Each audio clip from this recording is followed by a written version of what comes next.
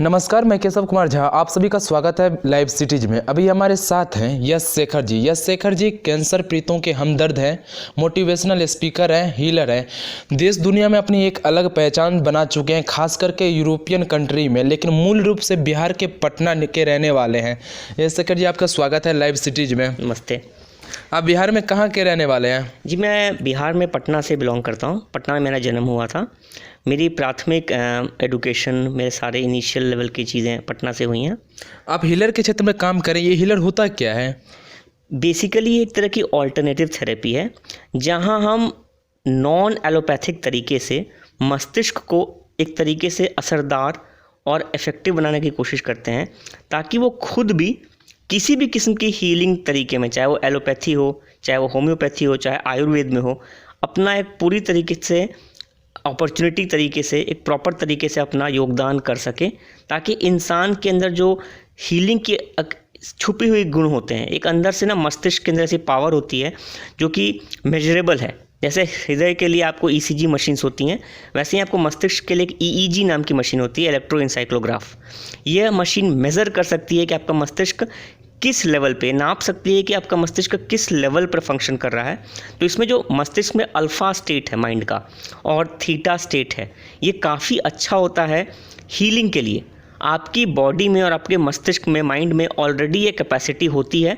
आप बस इस कैपेसिटी को एक्सपैंड कर सकते हो किसी भी तरह की हीलिंग की मेथड से, किसी भी तरह के हीलिंग के तरीके से। तो एक हीलर जो है बेसिकली एक तकनीक यूज़ करता है, चाहे वो पिक्चरिस्टिक हो, चाहे वो श्वास बेस्ड हो, चाहे वो किसी और तरीके से हो, जिससे कि आपका मस्तिष्क पूरी तरीके से हीलिंग के प्रोसेस में किसी भी दवाई का साथ निभा सके। कब से कर रहे हैं आप ये? देखिए, मैंने 2008 से इसको प्रॉपरली शुरू किया था। मैंने साथ शुरू में मैं सॉफ्टवेयर इंजीनियर था इनिशियली, फिर मैं as a HR human resources consultant भी था। पर साथ में मेरे को काफ़ी रुझान था उन लोगों के प्रति जो कि अपनी असमता के कारण प्रॉपर अपना सपोर्ट नहीं कर पा रहे हैं, जिनको इस तरह के योगदान के समर्थन की ज़रूरत थी। तो मेरा इसकी तरफ रुझान बढ़ता चला गया। मुझे कुछ लोगों ने काफ़ी सपोर्ट किया इनिशियली, बाद में क्लिनिक्स, हॉस्पिटल्स में मुझे एज अ हीलर इन लोगों ने सपोर्ट करना शुरू किया। काफ़ी आगे चल के मैंने काफ़ी सारे सेशंस करने शुरू किए। 2011 से लेकर 16 तक स्पेशली मैंने काफ़ी सारे क्लिनिक्स और हॉस्पिटल्स में काम किया। उसके बाद यूरोप में मुझे टर्की और डेनमार्क में कुछ हॉस्पिटल्स ने, कुछ इंस्टीट्यूट्स ने अपने यहाँ इनवाइट किया, बुलाया।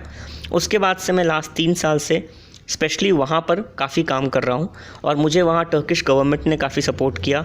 टर्किश चेंबर ऑफ शिपिंग ने मुझे अपना गेस्ट घोषित किया था और इसके अलावा मैंने डेनमार्क में भी और थाईलैंड में भी कुछ इंस्टीट्यूट के साथ काम करना शुरू किया है। पर इस काम को मैं आगे चल के पटना में, खासकर अपनी जन्मभूमि में, अपने लोगों के लिए कुछ करना चाहता हूँ। तो पटना में आप किस तरह से करेंगे? आप एक मोटिवेशनल स्पीकर हैं, लेकिन बिहार की जो स्थिति इस वक्त है, उस लिहाज से आप किस तरह से एक हीलर के तौर पर, एक मोटिवेशनल स्पीकर के तौर पे आगे काम करेंगे भविष्य में? देखिए, वहाँ पर कुछ इंस्टीट्यूट्स ने मुझे अप्रोच किया है, मेरी कुछ मुलाकातें हुई हैं कुछ इंस्टीट्यूट्स के हेड से। एक बहुत ही फेमस आपको डॉक्टर है, डॉक्टर BP शाही, जिनका इंस्टीट्यूट है institute of alternative healing therapy का, उनसे मेरी बातचीत चल रही है। तो आगे चल के अगर लोगों का मुझे समर्थन मिला तो मैं वहाँ पर हॉस्पिटल, इंस्टीट्यूट्स के द्वारा उनको एक तरीका का ट्रेनिंग प्रोवाइड करने में इंटरेस्टेड हूँ, जहाँ पर उस ट्रेनिंग के द्वारा वो खुद भी अपनी हीलिंग कर सकते हैं, और इसमें मैं आगे चल के काफ़ी काम करने के प्रति अग्रसर हूँ। अभी तक भारत में किनको किनको आप सिखाए हैं ये गुण? देखिए, कुछ तो मेरे क्लाइंट्स काफ़ी फेमस लोग हैं, जिनमें कुछ तो पहले आपको कुछ केंद्रीय मंत्री भी रहे हैं, कुछ आपको नामी गिरामी डॉक्टर्स भी हैं। पर मैंने जिन हॉस्पिटल्स के साथ टेस्टिफाइड होकर काम किया, उसमें चरण देवी हॉस्पिटल आपको दिल्ली में आता है, केयरवेल मेडिकल सेंटर आपको कालका जी में है, केयरवेल हॉस्पिटल, केयरवेल क्लिनिक भी है। तो ऐसे कुछ इंस्टीट्यूट्स यहाँ पर भी हैं। पर उसके अलावा यूरोप में भी राडिया जेलिसिम है, येनी हेयात है, और भी आपको chamber of shipping, Turkish chamber of shipping है, तो जहाँ डिविनर नाम की बहुत फेमस वहाँ कंपनी है। तो ऐसे कई सारे कॉरपोरेशंस, हॉस्पिटल्स, क्लिनिक्स ऑलरेडी हैं, जिनके मेरा रेगुलर साल के हिसाब से काम चलते रहता है। बिहार से यूरोप तक का सफ़र कैसा रहा इस क्षेत्र से लेकर? देखिए, बिहार से तो मैं जुड़ा हुआ हूँ, क्योंकि मेरे माता पिता, भाई बंधु वहाँ के हैं, तो वहाँ मेरी एजुकेशन हुई थी। मेरी आगे की एजुकेशन रांची से हुई थी, तो बिहार झारखंड मेरे लिए काफ़ी करीब है दिल से। लेकिन हॉस्पिटल वाइज जो मेरा काम शुरू हुआ था वो दिल्ली से हुआ था। तो दिल्ली से ये शुरू हुआ सफ़र, और फिर ये यूरोप गया, और अब ये वापस घर की तरफ वापसी के लिए आ रहा है। क्या भविष्य में ऐसा कोई इंस्टीट्यूट खुल सकता है पटना में? जी मेरी फ़िलहाल तो काम करने की इच्छा है। इंस्टीट्यूट जो खुलेगा वो तो देखना पड़ेगा कि वहाँ पे लोगों का क्या रुझान है, लोग क्या चाहते हैं।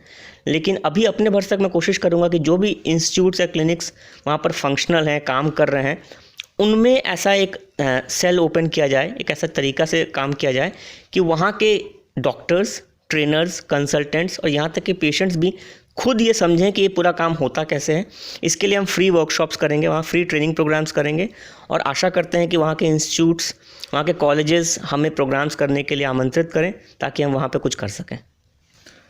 ये थे हमारे साथ यश शेखर जी। यश शेखर जी पटना से लेकर यूरोपीय कंट्री तक अपनी एक अलग पहचान बना चुके हैं। दिल्ली से केशव झा की रिपोर्ट, LiveCities.in के लिए।